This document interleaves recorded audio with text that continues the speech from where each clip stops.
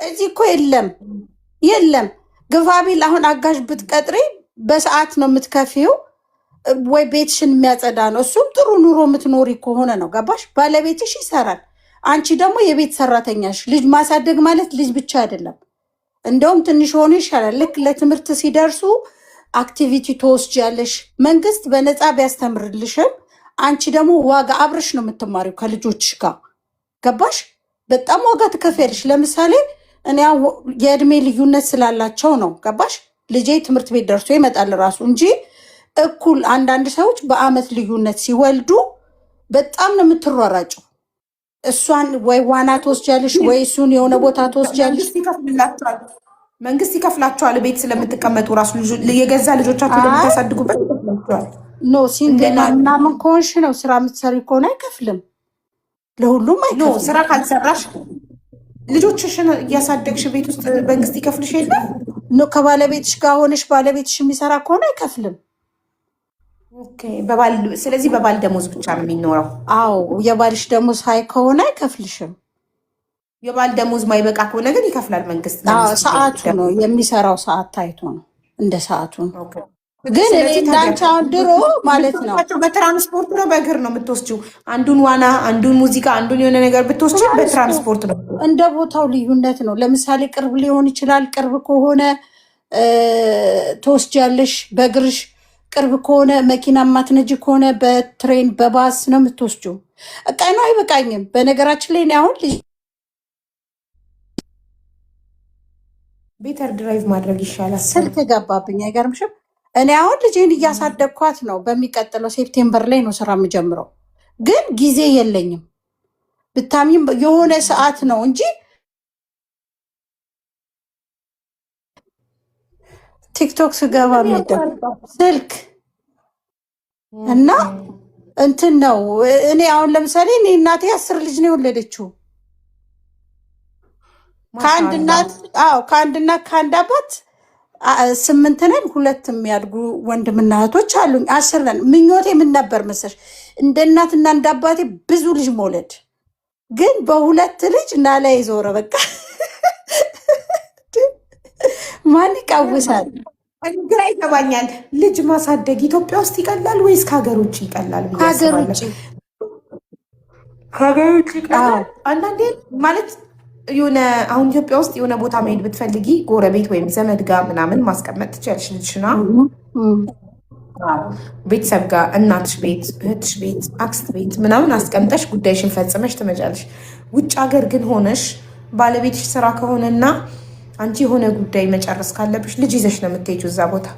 አዎ በትምህርት ቤት ሰዓት ትሄጃለሽ፣ ልጆች ትምህርት ቤት በሆኑ ሰዓት።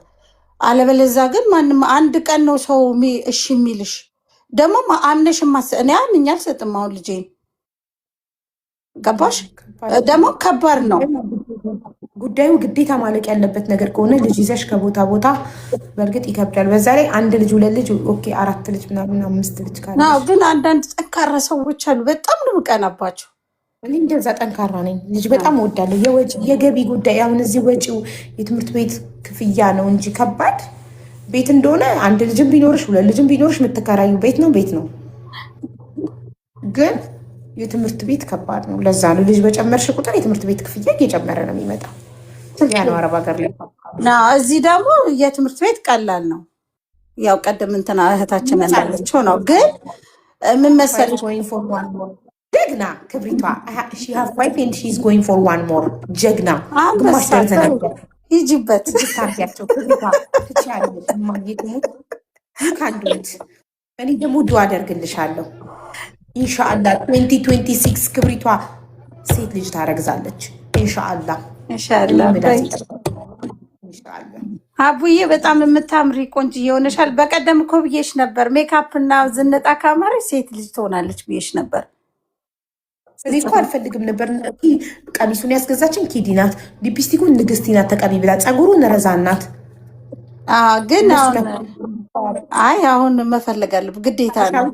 አልሐምዱሊላህ አለች። ማሻአላህ ሀበሻዊትዬ አቡ ዩ ዋንት 4 kids ሚ የስ አይ ዋንት 4 only 4 ማክሲመም I want 1 more። ከመጀመሪያውም ፕላኔ 4 ልጅ ነው ምኞቴ። በሰላም ተገላገይና የሚቀጥለው ላይ ደግሞ ይካሄድበታል። አዎ ምን ይሳነዋል? እሱ ይሰጠናል፣ አያልቅበትም። ሁላችንም ምኞታችንን ይሰጠናል። ኢንሻአላህ ይስጠን። ትልቁ ነገር እዚህ ምድር ላይ ልጅ ነው ውዶቼ። ሀብት ንብረት ኃላፊ ነው። እኛ እንሄዳለን፣ ልጆቻችን እኛን ይተካሉ። አታዩም? ነፃነት ወርቅ ነህ 3 ልጆችን ራሱን 3 ተክቶ ነው የሄደው። አትሊስት ሁሌም አይረሳም በልጆቹ ሁሌም እናስታውሰዋለን። እና ልጅ መውለድ ራስን መተካት ነው። ለሁሉም ፈጣሪ ልጅ ለሚፈልግ ሁሉም ፈጣሪ ልጅ ይስጠው። ለሁሉም ሰው ለሁሉም ሰጠንም አያልቅበትም። እሱ ለሁላችንም ይስጠን። I have 3 girls and 1 boy. ማሻአላህ ኮንግራቹሌሽን ቴንክ ዩ 21 የኔ ውድ እህት ደስ ብሎኛል። ከታች የኔ ማር በጣም ነው የምወድሽ። እሺ የኔ እናት እኔ ሙሉ ታረጋለሁ። እሺ የኔ እናት እሺ መሲ ሀቡ can you tell your due date? I don't know my due date ማሬ ሀቡ ወይ ነሽ ተናግሬ ነበር በአጥር ተንጠልጥዬ አልሰማኛልሽ እንጂ ወንድ ይሆናል ብለሽ ስትከራከሪ በግጥም ነው የምገባልሽ። እንዴት ነበር? አንቺ ለምን ነበር ሴት ያልሽው? ምን አይተሽ? መልክሽ ውብ ሆነ ሀውዬ። ወንድ ልጅ ቢሆን አንገት ይጠቁራል፣ ሰውነትሽ ፊትሽ ሙልት ይላል። በቃ ታስታውቂያለሽ አልኩሽ። አንገትሽ ነው በጣም የሚጠቁረው፣ ፊትሽ ነው ውፍር የሚል። ይሄ ግን አንቺ ገና ነው ልጅ እኮ ነው። አሁን እኮ ገና ነው። ገና 4 ወር ከምናምን እኮ ነው። ብቻ ፊትሽ ሲያዩሽ በቃ ጥርት ብላ። እኔ ደግሞ ወንድ ልጅ መሰለኝ የሚያሳምረው። ለምን መሰለሽ? ወንድ ውስጥሽ ወንድ ስለፈለገ የሚሰማሽ ሁሉ የወንድ ፊሊንግ አድርገሽ አሰብሽው። እውነት እንደዛ መስሎኛል። አሁን እኮ ራሱ አላመንሽም እኮ። አምጦት እስኪ እናንብበው ውጤቱ። ሀንቾ ተሳስታ ከሆነ እኮ አልሽ። አዎ ደግሜ ነበር። ደግመሽ ኤንቨሎፑን ከፍቼ እኮ አየሁት። ማመን አቅቶኝ ፈጣሪ ፈቃደ ሆነ በህይወት እንደኔ ሳይሆን እንደሱ ፍቃድ። በቃ በቀጣይ ደግሞ ለእግዚአብሔር ምን ያልቅበታል? ለእሱ አይሳ ነው ሁሌም። ያው ክብሪቷ ወንድ ያጠቁራል እያለች ነው። ወንድ ያጠቁራልኝ እንደዚህ ወራት አይጠብቅም። ይሄ ማቅለሽለሹ ማመሙ ምናምን ሲጀምርሽ እንዳለ ያሉት ምልክቶች ይወጣሉ። ከዛ የጎላ እግርሽ ማበጡ ምናምን ነው ልትወልጅ አካባቢ ሲከብድሽ ነው እሱ። ስለዚህ ቆይ ሴት ልጅ ታሳምራለች? አዎ ሴት ልጅ በቃ መኳኳል አይደል የምንወደው? ታሳምርሻለች። ቅብጥብጥ ያለሽ ተቅበጠበጥሽብን እኮ ያሳምማል። ሴት ልጅ ታሳምማለች ሞር ከወንድ።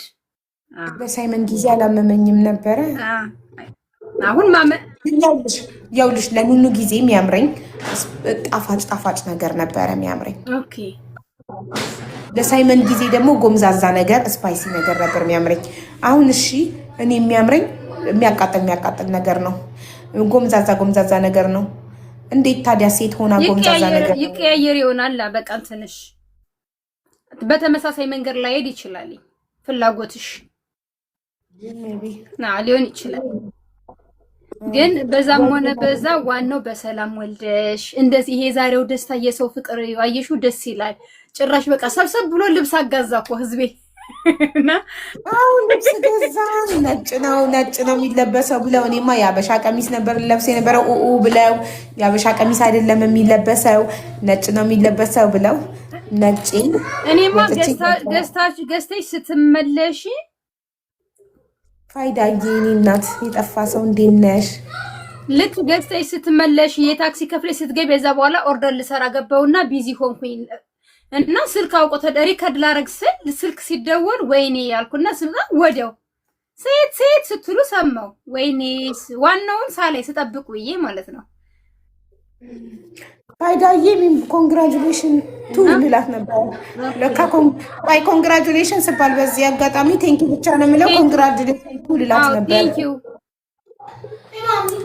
ይስ ማይ ላቭ እንኳን ደስ አለሽ አቡዬ። እንኳን ደስ አለሽ ውዴ። ሰላም ነሽ? አስክዳሊ እንኳን ደስ አለሽ።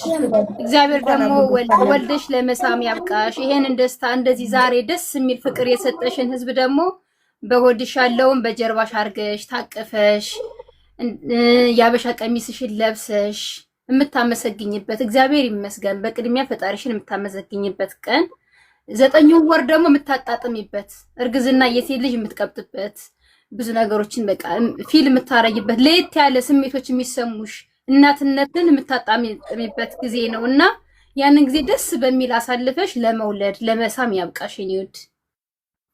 አሚን። በጣም አመሰግናለሁ መስዬ፣ ክበሪልኝ፣ እድሜና ጤና ይስጥልኝ። ከጎኔ ስላላችሁ ሁላችሁ እህቶቼን